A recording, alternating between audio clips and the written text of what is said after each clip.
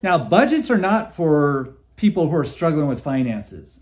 Budgets are for everybody. So our number one expenditure is housing. That's just $1,230. Knock down that credit card. Hey, if you're in credit card debt, if you're in heavy debt, sometimes you have to go to the extreme. You need to get that card down, especially if your interest charge is $187 a month. I mean, what gets measured gets improved. When people want to lose weight, oftentimes they measure their calories and they see improvement.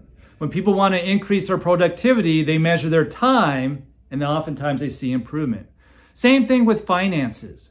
If you want to improve your finances, you typically have to keep track of your expenses, your income, your finances, and you'll see improvement. Today, we're going to teach you how to budget like a pro. We're going to go through the basics of budgeting. We're going to look at a sample budget, and then we're going to look at how to analyze that budget. Are you ready, Nail? I'm ready. All right. So if someone were to ask you, Nail, what does the word budget mean? What would you tell them? Budget is a forecast of income and expenses. Great. Yeah, that's textbook. The forecast of income and expenses over a period of time. And for a lot of people, typically that's a monthly budget. Okay.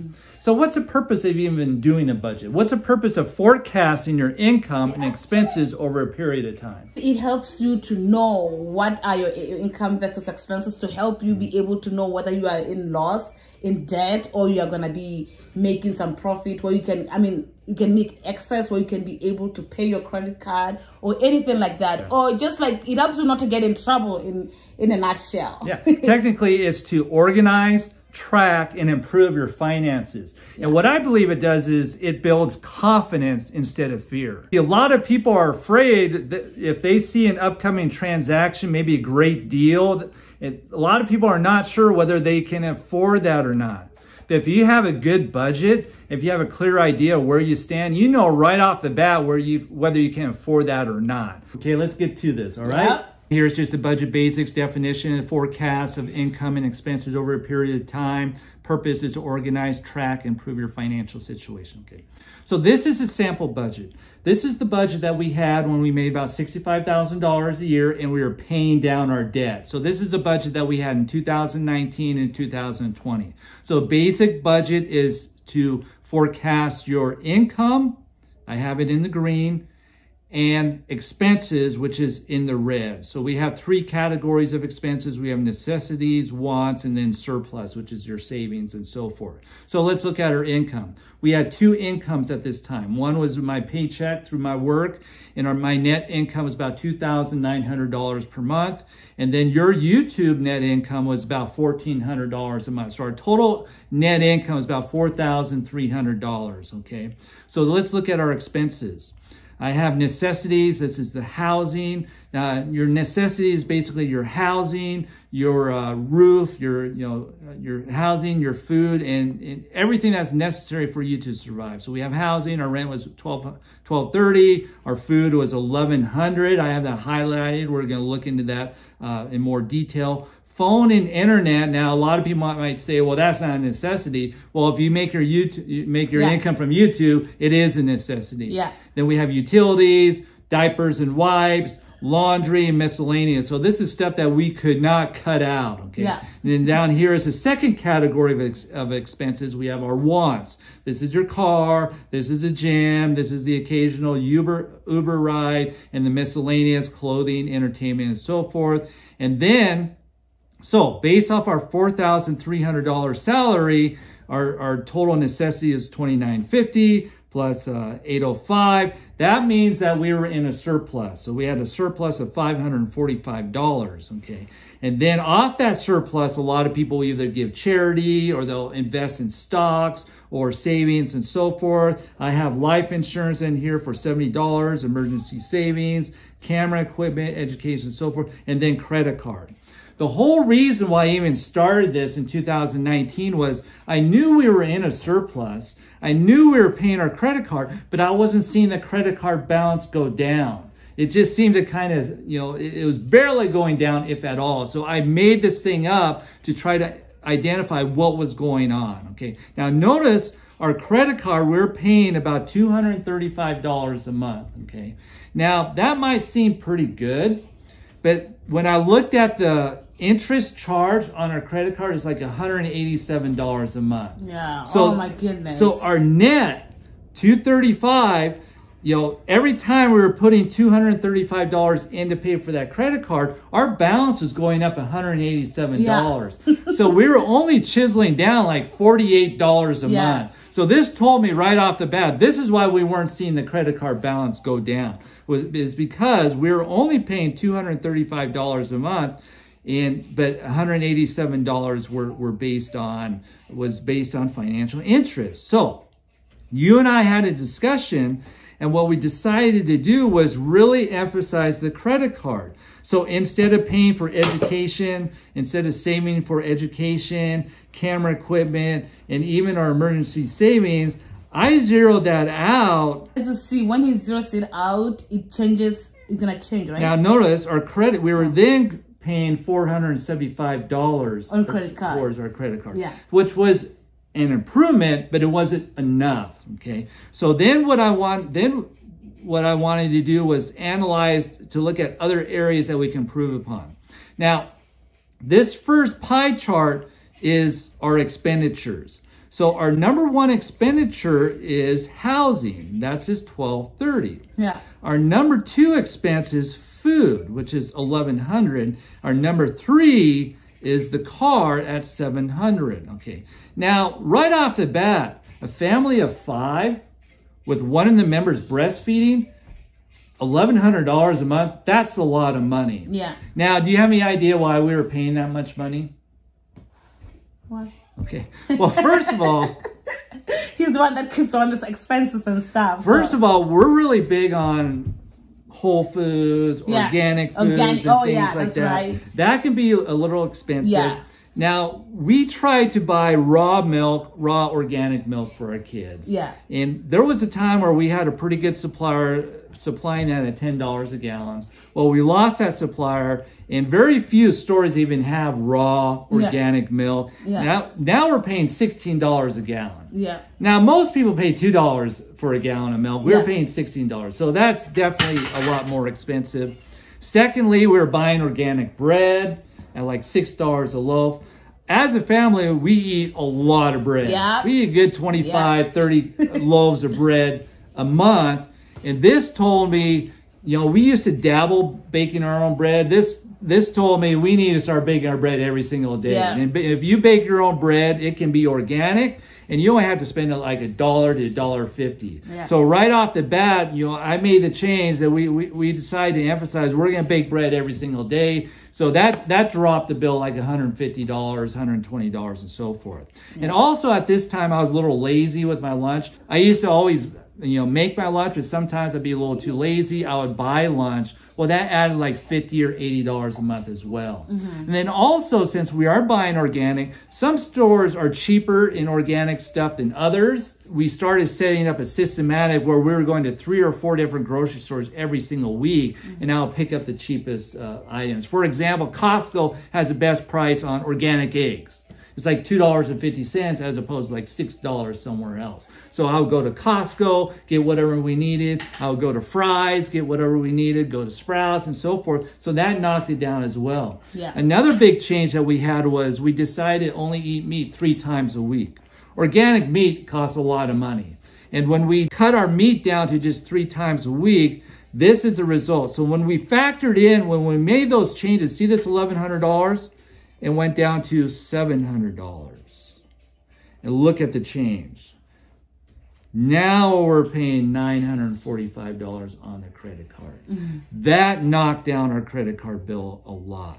Another thing you and I were considering is look at our laundry. $130 a month in laundry. Yeah. That's quite a bit. That's because we don't have a washer and dryer. We have to rely on our landlord, and they charge a lot of money for laundry. I was even thinking about even going to another laundromat down the store to try to save money as well. Diapers and wipes, $150. This is when we kind of put the line in the sand saying we need to get 2 of our kids off the diapers and so forth. So this was a good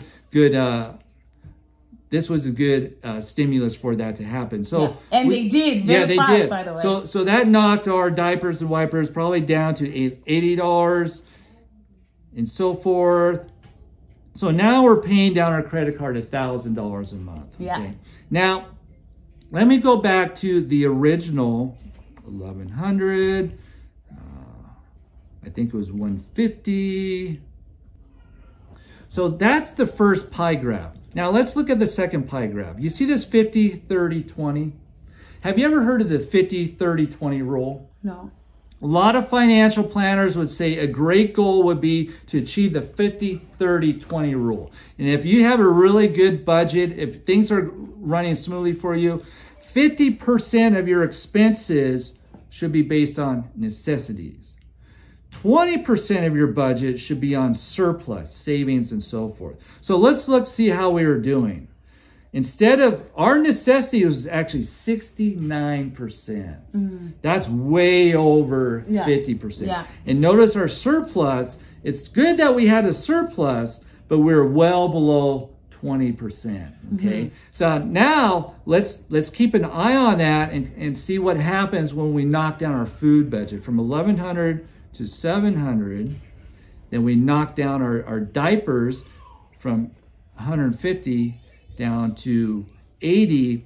Now look at it. It brought us from 69 down to 58. Yeah, and good. even better, our surplus went up to 24 instead of 20. And that enabled us to pay off our credit card a lot faster. Yeah. So this is the power of budgeting. Yeah. It's not only good to map out your income and expenses, but also to analyze it and make changes as well. So the purpose of a budget is to organize, track, and improve your finances. And the way we did that was we knocked down our food bill. We knocked down our diaper bill as well. Yeah. Now, check this out now. Car.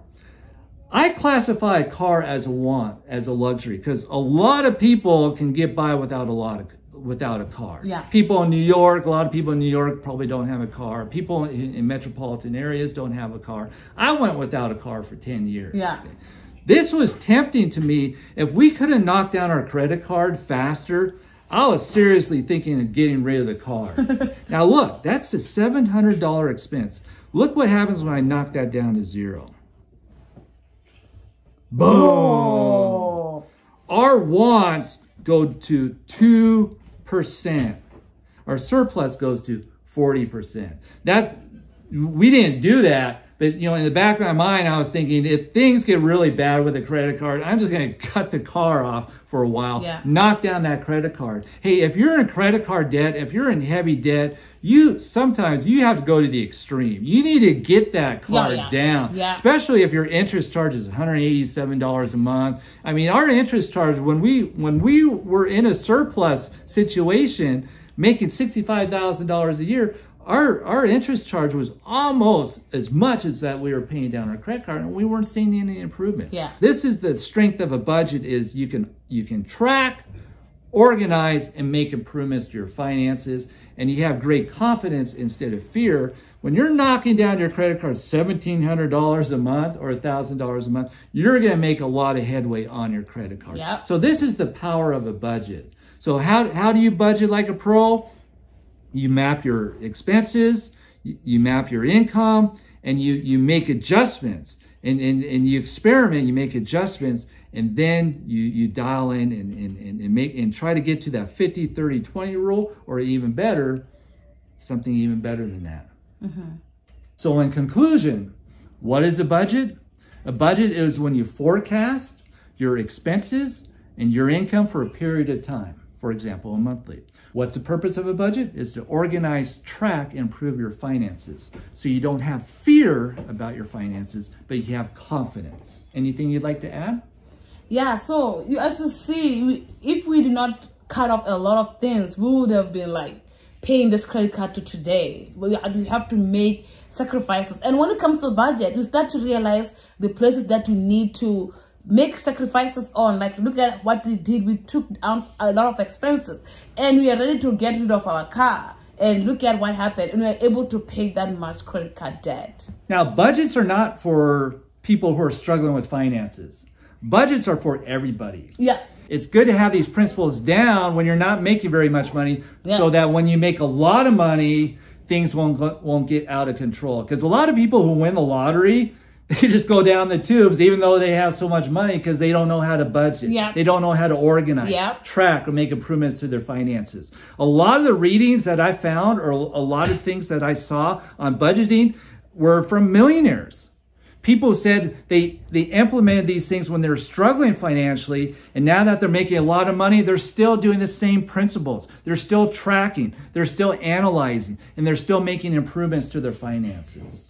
Make sure that you are subscribed, like, and do all those good things, because we have some good and hopefully helpful content to help you go to financial freedom. As you see us in 2019, we're not rich. I mean, we're still not rich, but as you see, we're making the same amount, mostly possibly less than what you are making there, but we are still able to pay off credit cards. So it doesn't matter whether you are making $65,000, $50,000, $40,000, $100,000, or even $1 million. You need to make sure that you work with what you have. So that's our principle. You can have no debt even when you have less income. It's all about budgeting. Yeah. Let me know if you ever make budget or you just go with the flow. I used to go with the flow, but after all this credit card debt, we are like, you know what, we need to do this. And speak of the credit card debt, we are planning on making a video of how we paid off our credit card step by step. So make sure that you are tuned by liking this video, and also by making sure that you subscribe so you don't miss any uploads when it comes to this kind of videos.